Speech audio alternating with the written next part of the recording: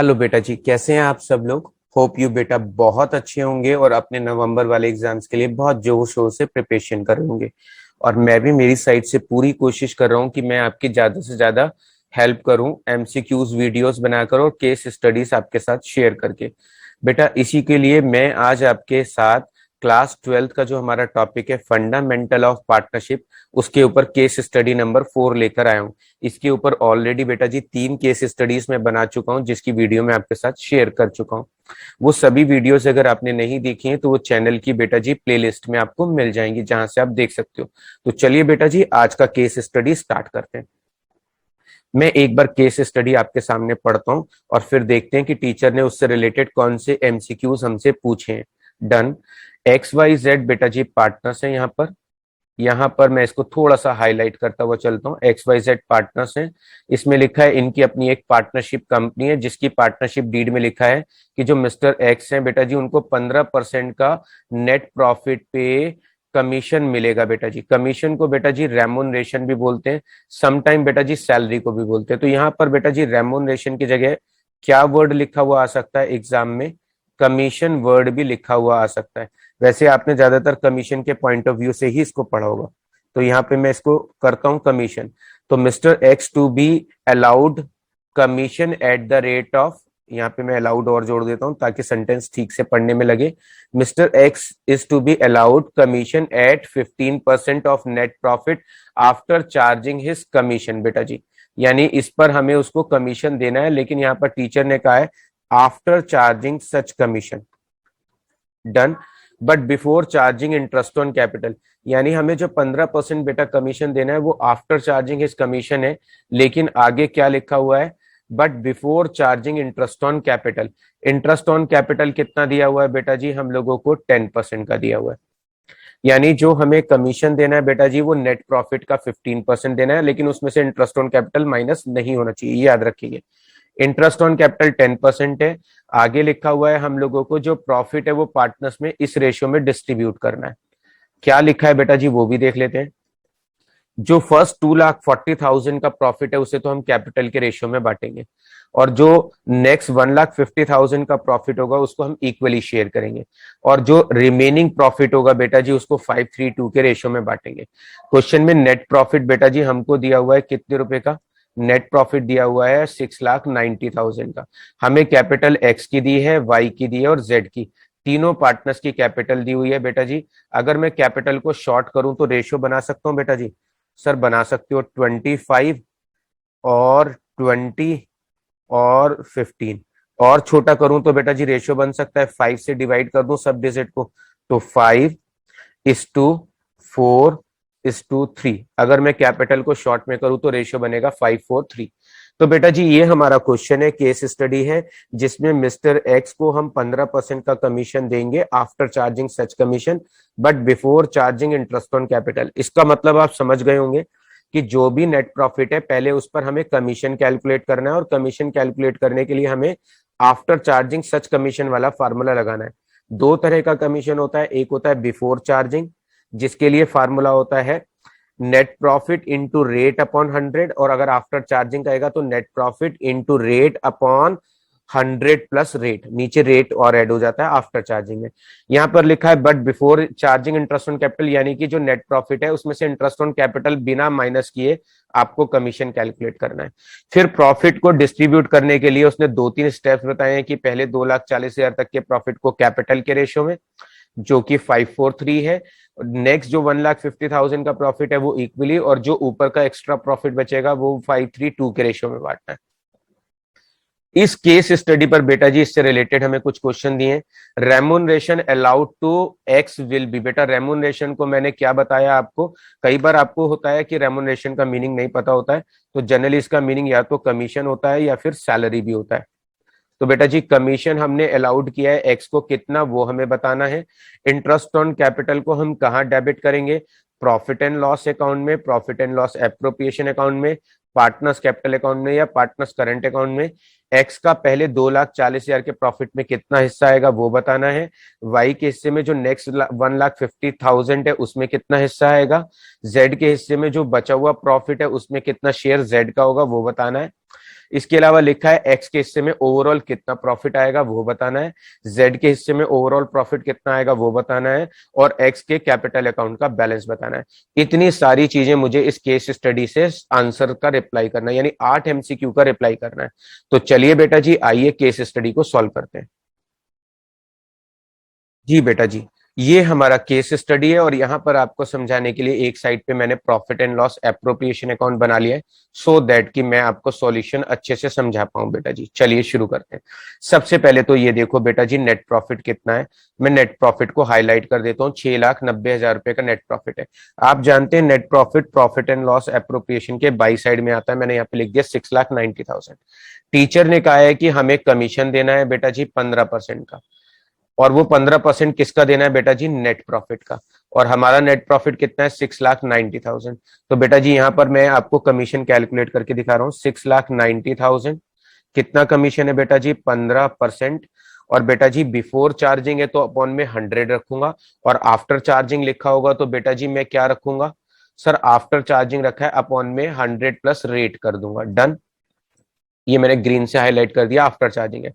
तो अगर before charging है तो 15/100, आफ्टर चार्जिंग है तो 15/115। जिस भी टीचर से आप पढ़ रहे होंगे उसने ये कंसेप्ट आपको अच्छे से सिखाया होगा बेटा जी। तो यहां पर मैं कमीशन कैलकुलेट करता हूं, 6,90,000 इंटू 15/115। तो बेटा जी एक्स को कमीशन कितना मिलेगा, 90,000 का, ये मैंने कैलकुलेट कर लिया। फिर क्वेश्चन में लिखा है इंटरेस्ट ऑन कैपिटल कितना देना है बेटा जी, इंटरेस्ट ऑन कैपिटल देना है 10%। तो बेटा जी कैपिटल है 2,50,000 की, तो बेटा जी मैं 2,50,000 का 10% इंटरेस्ट निकालूंगा, 10% इंटरेस्ट निकालूंगा तो निकलेगा बेटा जी 25,000 रुपए। ऐसे ही वाई की कैपिटल दी है बेटा जी 2 लाख रुपए की, उस पर इंटरेस्ट निकालूंगा बेटा जी 10% के हिसाब से, तो कितना निकलेगा बेटा जी 20,000 रुपए। इसके अलावा बेटा जी 1,50,000 रुपीज और 10% के हिसाब से बेटा जी इंटरेस्ट कितना होगा, 15,000 रुपए का। डन, ये मैंने इंटरेस्ट निकाल लिया। इस इंटरेस्ट को मैं हाईलाइट भी कर देता हूं ताकि आपको पता रहे कि तीनों का इंटरेस्ट आ चुका है, और ये मैंने कमीशन निकाल लिया। डन बेटा जी। अब टीचर चाहता है कि जो भी प्रॉफिट बचेगा, अब बेटा जी जो भी प्रॉफिट बचा है वो सारा प्रॉफिट मुझे पार्टनर्स में डिस्ट्रीब्यूट करना है। किस में डिस्ट्रीब्यूट करना है, पार्टनर्स में डिस्ट्रीब्यूट करना है। किस किस पार्टनर्स में डिस्ट्रीब्यूट करना है, एक्स वाई जेड में। सबसे पहले मैं देखूंगा सारे खर्चे घटाने के बाद बेटा प्रॉफिट कितना बच रहा है। बेटा जी 6,90,000 में से 90 घटाऊंगा तो 6 लाख बचेगा। 6 लाख में से बेटा 25, 20 और 15, 60,000 घटाऊंगा तो 5,40,000 बचेगा। सारे खर्चे घटाने के बाद प्रॉफिट बच रहा है बेटा जी 5,40,000 का। अब मुझे इस 5,40,000 के प्रॉफिट को बेटा जी इन पार्टनर्स में डिस्ट्रीब्यूट करना है। किस रेशियो में डिस्ट्रीब्यूट करना है बेटा जी, टीचर ने कहा है पहले 2,40,000 को कैपिटल के रेशियो में बांटेंगे। कैपिटल का रेशियो बेटा हमने पीछे निकाला था, एक बार मैं फिर से बताता हूँ। 2,50,000 को शॉर्ट करूंगा 25 आएगा, 2 लाख को शॉर्ट करूंगा 20 आएगा, 1,50,000 को शॉर्ट करूंगा 15 आएगा, और इसको शॉर्ट करूंगा बेटा जी 25, 20 और 15 को तो 5:4:3 आएगा बेटा जी। तो रेशियो बन गया 5:4:3 का। तो यहां पर मुझे बेटा जी 2,40,000 को तो बांटना है 5, 4 और 3 के रेशियो में, ये याद रखेंगे। इसको बांटना है बेटा जी इक्वल रेशियो में, यानी 1:1 के रेशियो में, और बाकी बचे हुए प्रॉफिट को 5:3:2 के रेशियो में। आइए बेटा जी मैं बांट के दिखाता हूं। यहां पर देखिएगा बेटा जी, हमें जो 2,40,000 रुपए का प्रॉफिट है बेटा जी, 2,40,000 रुपए का जो प्रॉफिट है उसको डिस्ट्रीब्यूट करना है। 2,40,000 को तो बेटा डिस्ट्रीब्यूट करना है 5:4:3 के रेशियो में, 5/12, 4/12, 3/12। तो पहले मैं 2,40,000 को बांटता हूँ। 2,40,000 को बेटा जी 12 से डिवाइड करूंगा तो 20,000 इंटू 5 करूंगा तो कितना आएगा, 1,00,000 रुपए। तो ये मेरे पास किसका हिस्सा निकल कर आ गया बेटा जी, पहले वाले पार्टनर का हिस्सा निकल कर आ गया।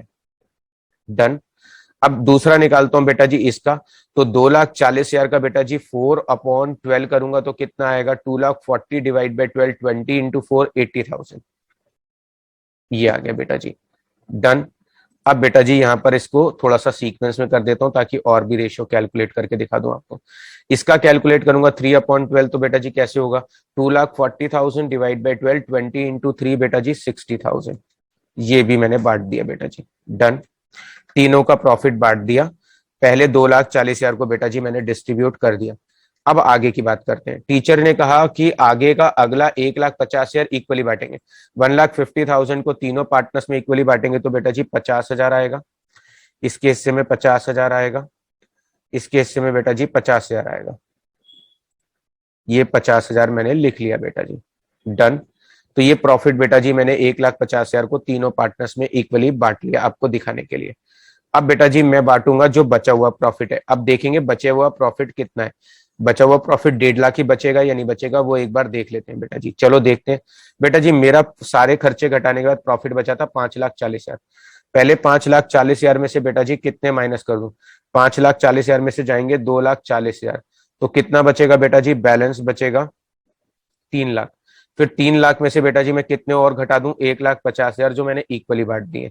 फिर कितना बचेगा बेटा जी, 1,50,000 जो भी बैलेंस बचेगा। यानी पहले 2,40,000 को तो टीचर ने कहा कैपिटल के रेशियो में बांटो, मैंने 5-4-3 के रेशियो में बांट दिया। फिर उसके बाद उसने कहा था जो नेक्स्ट 1.5 लाख का प्रॉफिट है उसको बांटो इक्वली बेटा जी। तो मैंने 1:1:1 के रेशियो में बेटा जी बांट दिया। उसके बाद जो आखिरी का बचा है बेटा जी उसने कहा है उसे 5:3:2 के रेशियो में बांटो। तो इसे मैं अब 5:3:2 के रेशियो में बांटूंगा बेटा जी। तो 1.5 लाख बचेंगे उसको 5:3:2 के रेशियो में बांटूंगा। इसके हिस्से में 75,000 आएगा। इसके हिस्से में बांटेंगे तो बेटा जी आएगा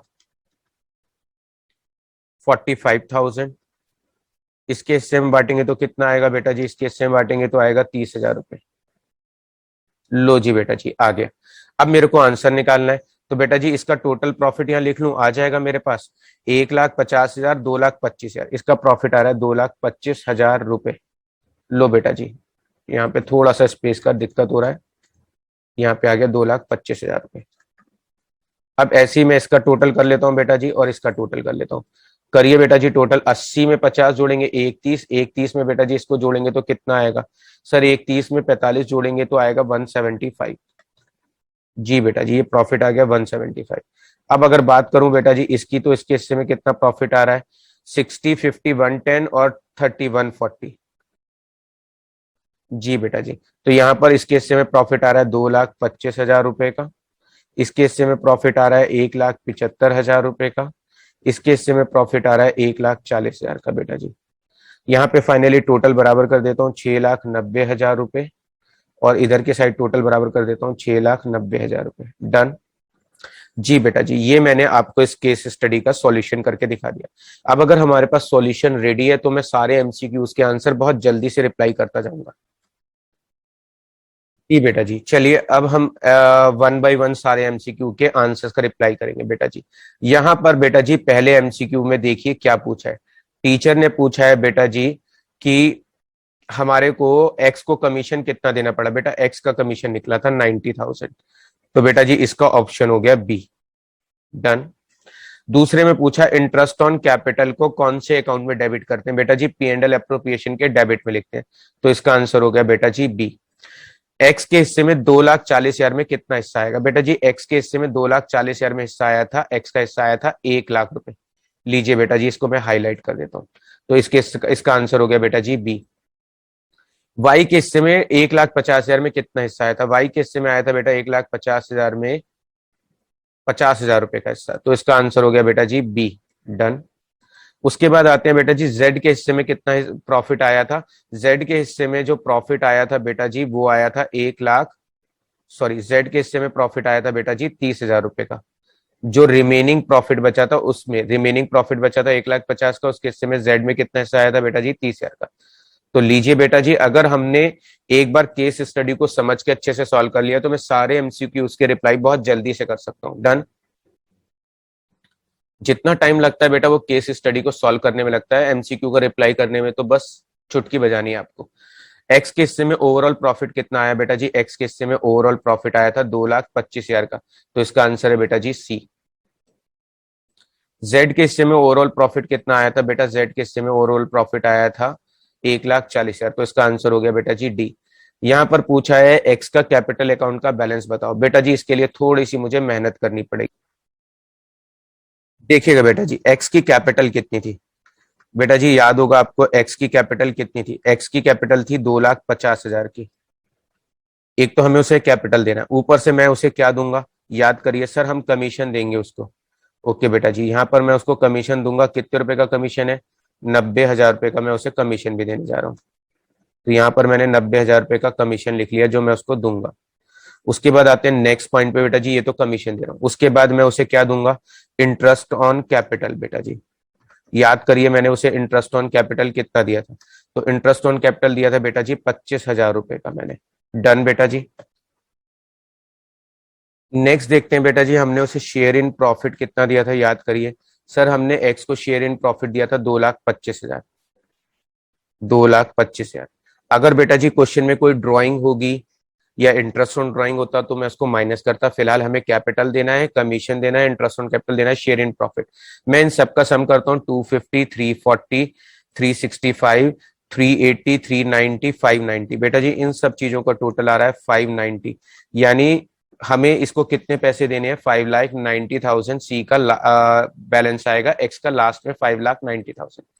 तो बेटा जी ये था आज का हमारा केस स्टडी, जिसमें मैंने केस स्टडी पर बेस्ड 8 MCQ सॉल्व करके दिखाए हैं। अगर बेटा जी ये केस स्टडी आपको यूजफुल लगा है और आप चाहते हैं इसी तरह के और केस स्टडीज को पढ़ना सीखना उनसे, तो बेटा चैनल को सब्सक्राइब करिएगा और वीडियो अच्छा लगा हो तो इसे अपने फ्रेंड्स के साथ शेयर करिएगा। अगर बेटा आपको ये वीडियो अच्छा लगा है तो प्लीज सब्सक्राइब द चैनल और इस वीडियो को अपने फ्रेंड्स के साथ ज्यादा से ज्यादा शेयर करें।